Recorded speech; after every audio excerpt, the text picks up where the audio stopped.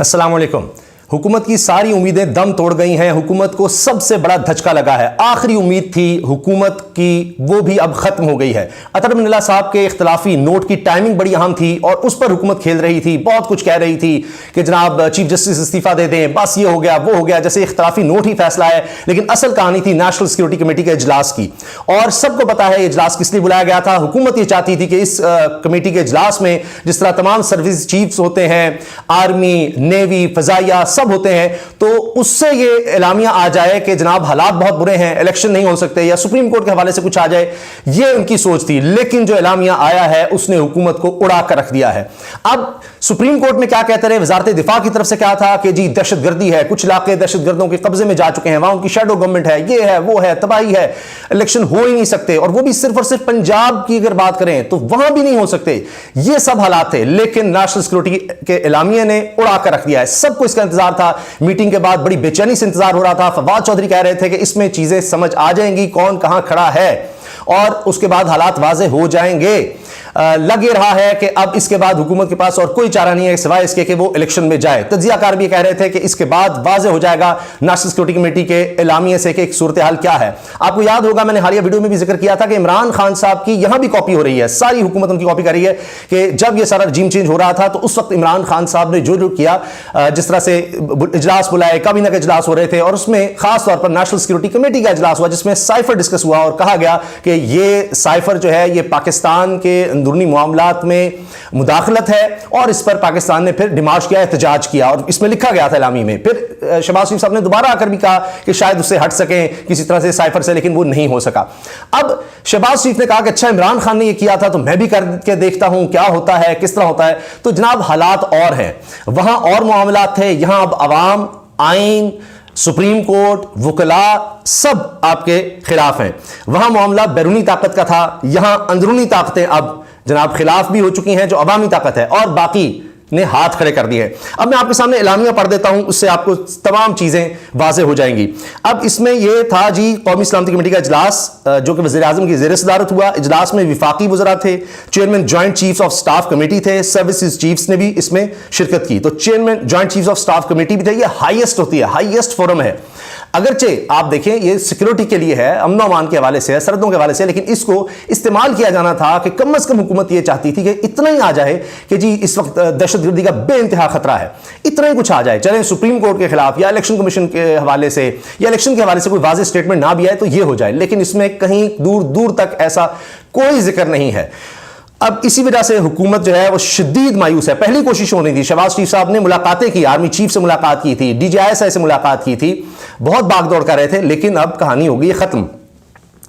अच्छा जनाब, ये बाकायदा वज़ीर आज़म शहबाज शरीफ की सदारत में कौमी सलामती कौंसिल के 41वें इजलास का वज़ीर आज़म हाउस में इनेकाद, और इस्लामाबाद से मुर्खा 7 अप्रैल 2023 कौमी सलामती कौंसिल का 41वां इजलास जुम्मे के रोज वज़ीर आज़म हाउस में मुनक्किद हुआ। वैसे जुम्मे का दिन आ गया तो हमेशा कहते हैं जुम्मे का दिन पर भारी होता है, एक दफ़ा फिर भारी रहा।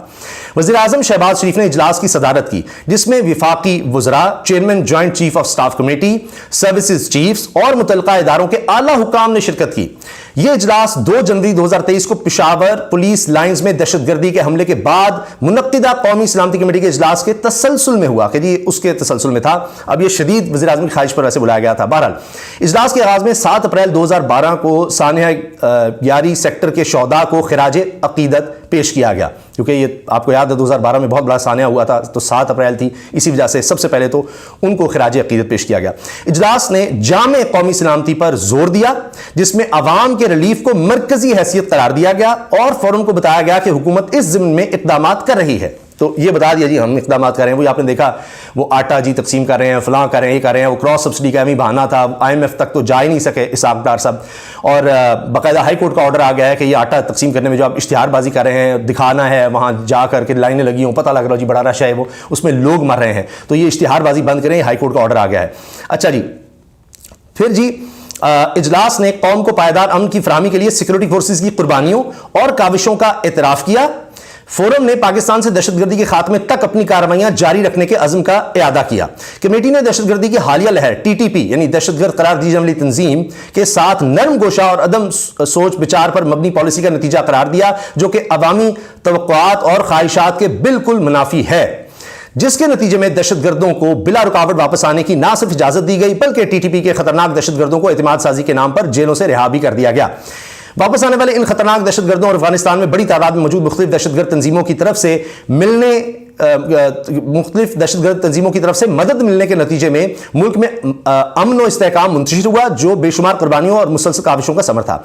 इजलास ने पूरी कौम, अच्छा ये थोड़ा सा हवाला कि इमरान खान साहब के दौर में या जब फैज़ हमीद साहब DGIS आए थे उस दौर का थोड़ा सा हवाला देकर थोड़ी तनकीद का मेरा ख्याल है कि उस तरफ किया गया है। अच्छा, इजलास ने पूरी कौम और हुकूमत के साथ मिलकर हम्मा जहद जामे ऑपरेशन शुरू करने की मंजूरी दी, जो एक नए जज्बे और नई अज़्म व हिम्मत के साथ मुल्क को दहशतगर्दी की लानत से पाक करेगा।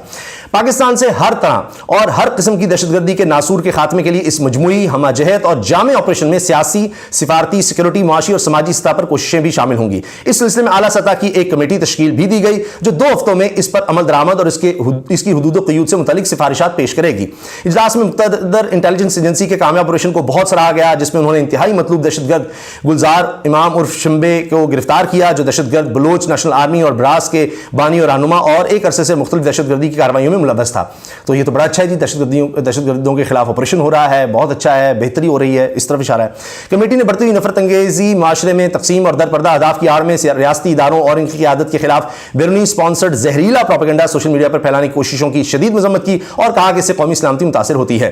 ये बात पहले भी ज़ाहिर आई थी और उस वक्त हो गई थी। खैर, कमेटी ने मुल्क दुश्मनों के मज़मूम अज़ाइम नाकाम बनाने के अज़्म का इआदा करते हुए कहा कि शोहदा की अजीम कुर्बानी और मुसलसल काबिशों से हासिल होने वाले अमन व अमान को बरकरार रखने के लिए हर मुमकिन कोशिश को यकीनी बनाया जाएगा। तो आप इसी से अंदाज़ा लगा लीजिए कि इसमें यह है कि जनाब कोशिशें की जाएंगी, पहले से बेहतर हुआ है मामला और मज़ीद हम इस तरफ बढ़ेंगे। तो इसमें अब कहाँ है कि जी सुप्रीम कोर्ट या इदारे गलत कर रहे हैं या इस वक्त इलेक्शन जो है वो नहीं हो सकते, इस वक्त बहुत मसाइल हैं और आगे नहीं बढ़ा जा सकता। तो इसमें तो जनाब ये सारा जो है ये तो है कि जनाब बेहतर तरीके से हमने आगे बढ़ना है और इसमें आपको कोई बात नज़र नहीं आएगी सुप्रीम कोर्ट के खिलाफ या इलेक्शन के खिलाफ या इस तरह से। तो ये तो है कि जी ऑपरेशन है, जारी रहेंगे, कामयाबी से हम आगे बढ़ रहे हैं। तो अब आप देखें कि जो कहा गया था कि इस वक्त खतरात बहुत ज़्यादा हैं और फिर आपको याद होगा कि सेक्रेटरी दिफा से कहा गया कि आप रिटर्न दे दें, सुप्रीम कोर्ट ने कहा, तो वो सब दे दिया गया कि जी क्या हालात हैं अभी इस तरह नहीं बता सकते। तो अब 2 ही मामला थे, एक था रकम का, वो 21 अरब रुपया, वो 10 तारीख तक देना है। रिपोर्ट जो है वो भी पंजाब की हद तक देनी है सेक्रेटरी ने, IG ने। तो अब कोई बात रह नहीं गई। सिक्योरिटी में इसमें आपने देख लिया, कोई ऐसा नहीं बताएगा कि इस वक्त बड़ा ख़तरा है मुल्क में, बहुत अमन अमान की सूरत हाल ख़राब है, पता नहीं क्या हो जाएगा। और जनाब क्योंकि जिस तरह से वहाँ पर रिपोर्ट और जिस तरह राना सनाउल्लाह सब कहते रहे वो तो सब डराना था। फिर इनको पता लग गया कि ये नहीं हो सकता। इन्होंने फिर क्या किया, करारदाद ले आए कौमी असम्बली से कि जी ये हो कि जी ये रोक दिया है, वो भी फेल हो गया, वो भी ठुस हो गया जी, सिर्फ 42 लोग थे, उनमें भी कोई नामी गिरामी नहीं था।